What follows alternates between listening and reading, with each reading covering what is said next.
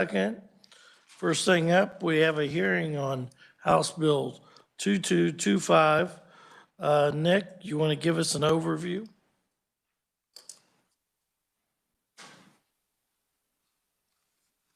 Yeah, certainly, Mr. Chairman. So committee, House Bill 2225 does kind of two things. One, it revises how electric public utilities recover their transmission-related costs in a transmission delivery charge. So that's a separate charge on each customer bill that you probably have seen on your bill if you look closely. The other thing it does is it requires public utilities to evaluate the regional rate competitiveness and the impacts to economic development when they file a general rate case with the KCC. So I'll start with the transmission delivery charges. So the bill amends KSA 66-1237, which authorizes, the statute authorizes electric public utilities to recover their transmission-related costs through a transmission delivery charge.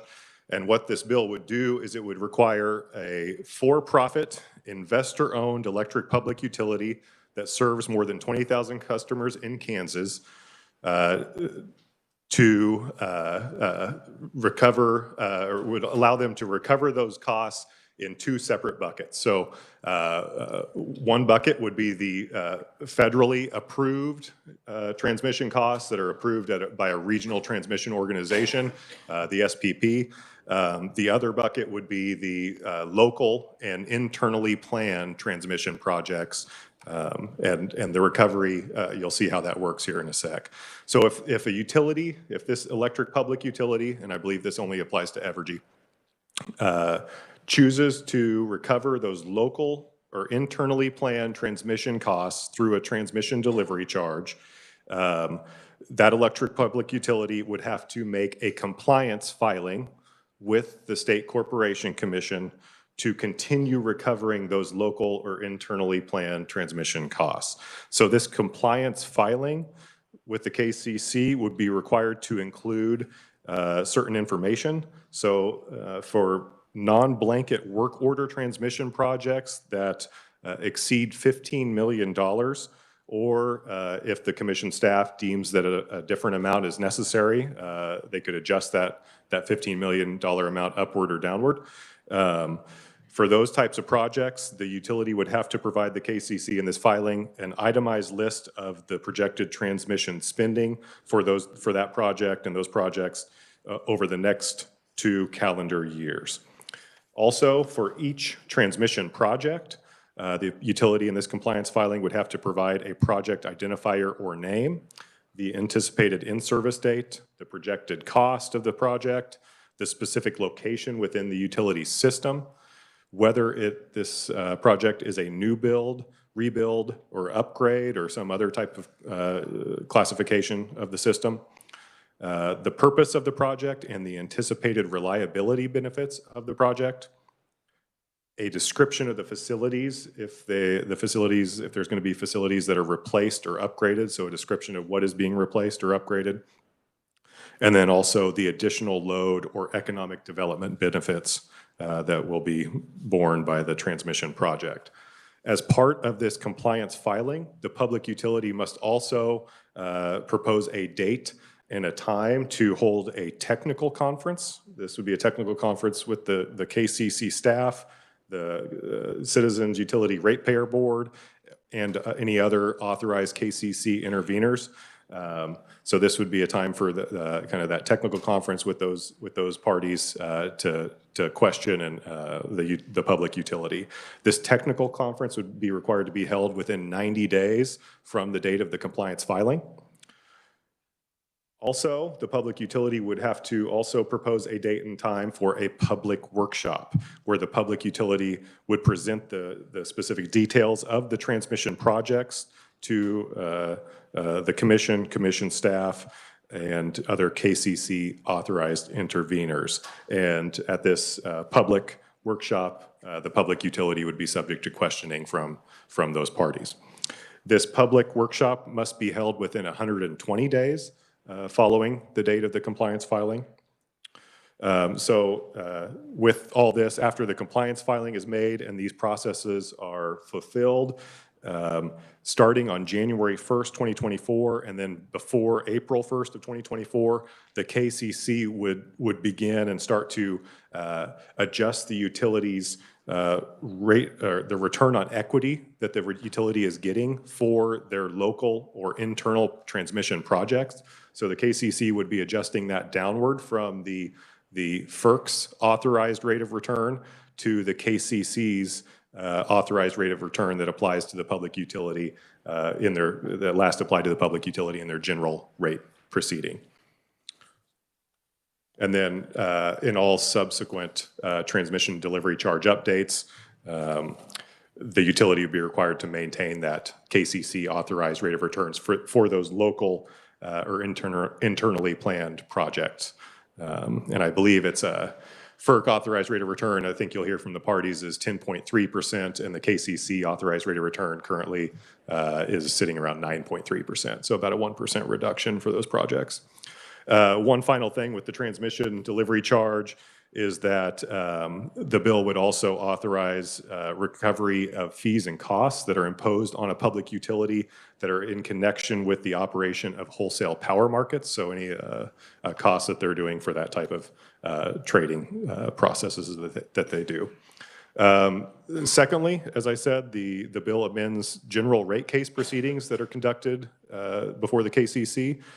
So this would amend 66-117, and in these general rate case proceedings, when a public utility serving more than 20,000 customers in Kansas files a general rate case proceeding before the KCC, the bill would require that public utility to provide an assessment, and this to be within the docket of that rate case proceeding. So an assessment of the regional rate competitiveness of the electric public utilities' current and proposed rates, and then also the impact of the electric public utilities' current and proposed rates upon economic development in the state.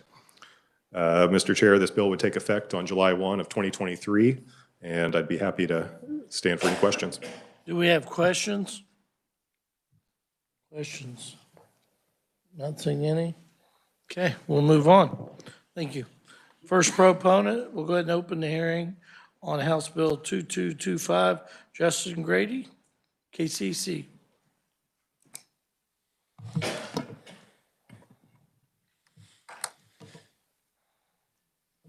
Good afternoon, Chair Olson, members of the committee. My name is Justin Grady. I'm Chief of Revenue Requirements, Cost of Service, and Finance at the KCC. I work in the Utilities Division. I appreciate the opportunity to appear before you this afternoon in support of House Bill 2225. House Bill 2225 was amended by the House Energy, Utilities, and Telecommunications Committee, and staff worked very closely with leadership of that committee, as well as the Citizen Utility Ratepayer Board and KIC and CLEAR, the Kansas Chamber, AFP Kansas, Kansas Grain and Feed Association, KARA, and Evergy to arrive at the compromise language that appears in House Bill 2225. We also know that there were several other industry stakeholders in Kansas that supported the bill, sort of behind the scenes. We have heard that Cuyahoga and Wichita schools and others were supportive of the bill, and we certainly appreciate their support as well. So as you heard from Nick, House Bill 2225 amends KSA 66-1237, which is otherwise known in Kansas as the TDC statute. And in the current form, the TDC statute is very much limiting in terms of the KCC's ability to oversee or control transmission development costs in Kansas, especially local transmission costs. And the committee has heard over the years, and especially this year, many complaints about the level of transmission costs in Kansas and the increase in those costs over the years. And some stakeholders have even blamed the KCC specifically for this. But the reality, of course, is that the TDC statute in its current form is very limiting and doesn't really allow the KCC any ability to control or oversee those costs. The reality is that the current TDC statute requires the KCC to conclusively presume those TDC costs are prudent, and within 30 business days, we're required to pass those costs through to customers. And so as a result, this year, the KCC set out to make improvements to the TDC statute. And generally, we sought to provide more KCC oversight and authority over to control the transmission costs, as well as public accountability and transparency, and to address the incentive return that FERC allows those local transmission projects to earn. So when we set out to make this change, we had three sort of broad objectives in mind. The first was to essentially level the playing field between local transmission costs, generation costs, and distribution costs in terms of the rate of return on equity that utilities earn when they make those investments. And the second was to provide that additional KCC oversight and public accountability for Evergy for its transmission investment decisions. And then the third was we're always interested in improving and making improvements to the KCC or to the state's regional rate competitiveness. And this change also will further improve the state's regional rate competitiveness. So from our perspective, all three of our broad objectives that we originally sought out to achieve this year with this revised legislation have been met with the compromise. And so we're definitely in support of it, and look forward to answering any questions that the committee has about the legislation at the appropriate time.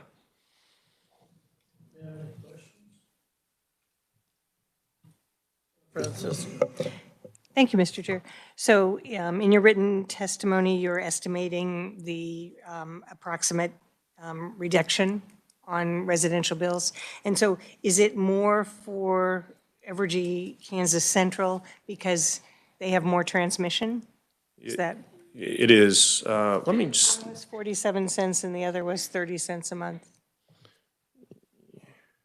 Yeah, let me just look real quick.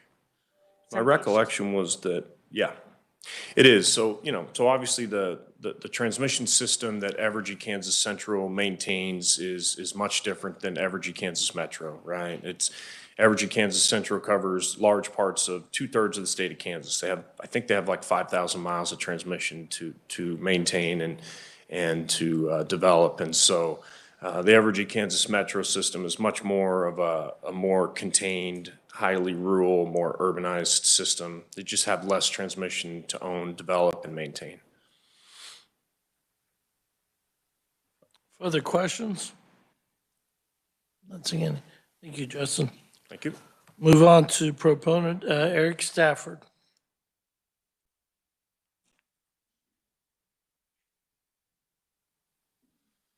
Thank you, Mr. Chairman. Good afternoon, committee. Eric Stafford with the Kansas Chamber. For any of you who know my boss, our president and CEO, Alan Cobb, you know that he lives by the mantra that no meeting should last more than an hour. And due to scheduling conflicts, he had to sit through 2 meetings that took at least 2 hours through negotiations with all the interested parties on this bill. But ultimately, as you guys often ask of anybody with an interest or impact on public policy that's being considered in the state of Kansas, anytime people can sit down and come to the table and come to an agreement, everybody is happy. And I think that is an example of what you have here today. And I think it's been very well vetted, and do appreciate the interest and willingness of everybody to sit down and come to an agreement on House Bill 2225. So I'll leave any further details or questions to any other conferees. Justin did a good job summarizing what took place and what was changed, but just wanted to express our interest and gratitude to everybody for willing to sit down and come to an agreement on this. So happy to answer any questions. Do we have any questions?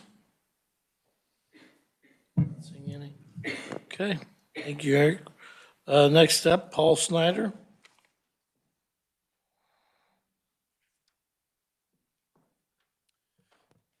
Thank you, Mr. Chairman, members of the committee. Paul Snyder with Kansans for Lower Electric Rates.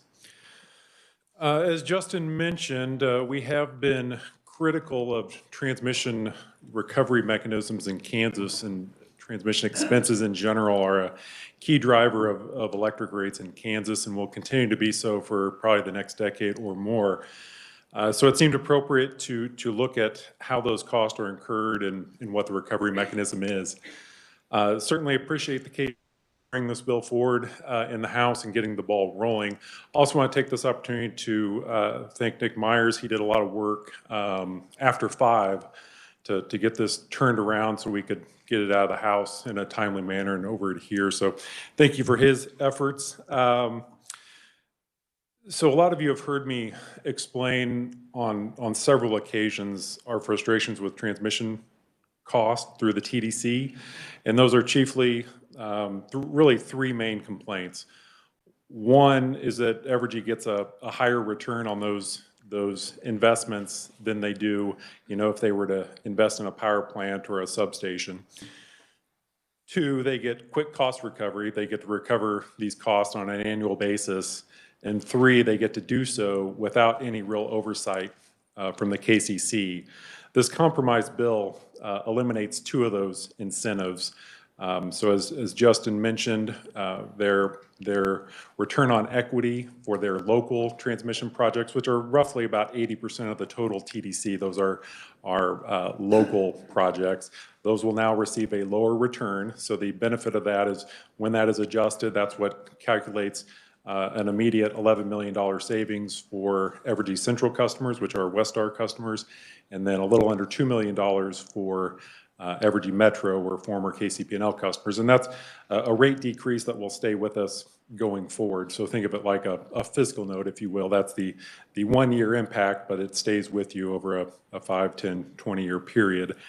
Number 2, as Evergy builds more projects, which we know they will be doing so at this lower return on equity as well. And the estimated savings for that is about $2 million a year for Evergy Central customers. And then they do have to go through this expanded new process, kind of an oversight process to decide which projects go into the TDC. And then we also do find value in Evergy having to, during a rate case, talk about how their rates compare to other states and what the impact of any increases will do to economic development in the state.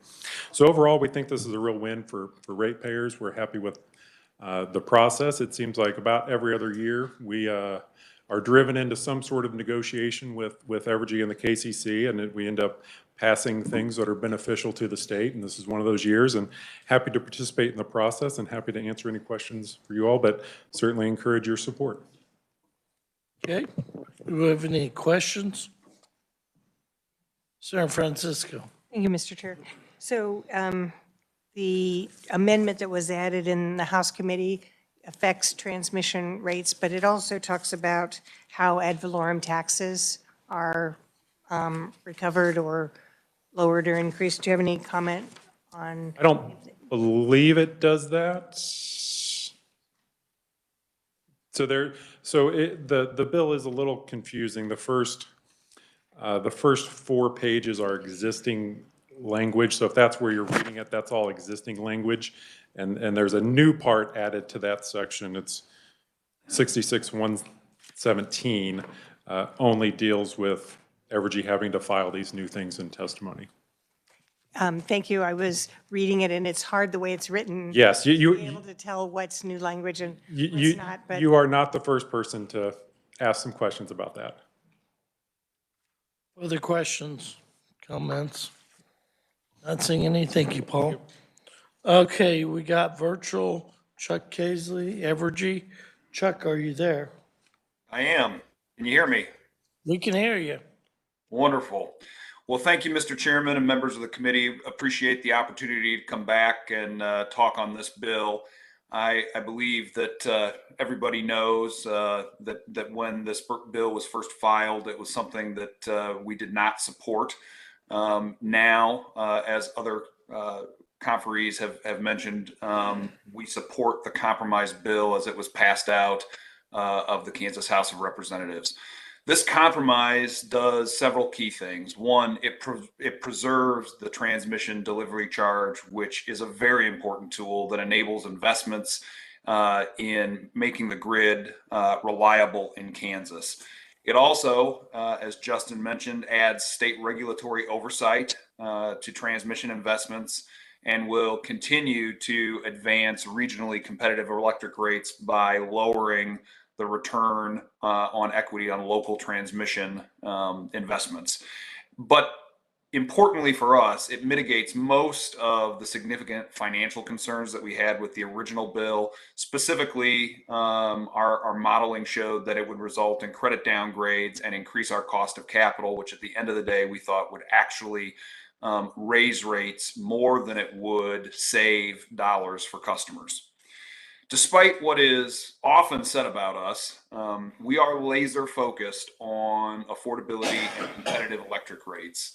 Since the merger between KCP&L and Westar created Evergy in 2018, we have cut our operating costs annually in the amount of hundreds of millions of dollars. I think many people here know, but if you don't, we just filed our TDC update for this year, as well as our annual fuel adjustments just last week. The TDC this year in Evergy, Kansas Central is actually going down $21 million, so that will be rate savings for customers. And as a result of our filings for fuel and TDC this year, our rates have decreased more than $200 million in Evergy, Kansas Central, and nearly $50 million in Evergy, Kansas Metro. To put that in perspective, that means that our all-in rates are down nearly 1% in Evergy, Kansas Central, and more than 7% in Evergy, Kansas Metro since 2018. That is a track record on rates that is better than every single other state adjacent to Kansas over that same time period. And that's on top of millions of dollars of customer credits already given back to customers as a result of the merger.